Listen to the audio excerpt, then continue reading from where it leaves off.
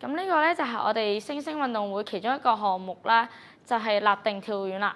咁我哋改良咗啲嘢咧，就係多啲圈圈啦，同埋我哋有個等候區嘅。咁又等未到嗰啲小朋友喺後面嗰邊等陣先啦。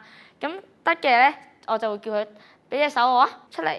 係啦，咁樣捉住佢隻手，咁我就可以即時佢有啲咩，我哋都可以即時控制到啊嘛。同埋可以等佢唔好咁容易分心啊，等佢可以 focus 到喺呢個活動度。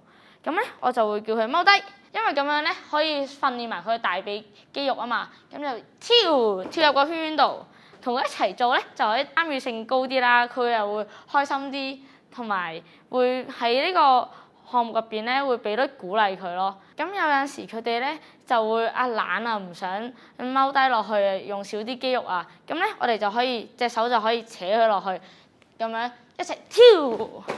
咁樣咧就可以等佢喐動多啲啊，用多啲大髀肌肉訓練翻佢啲大髀肌肉啦。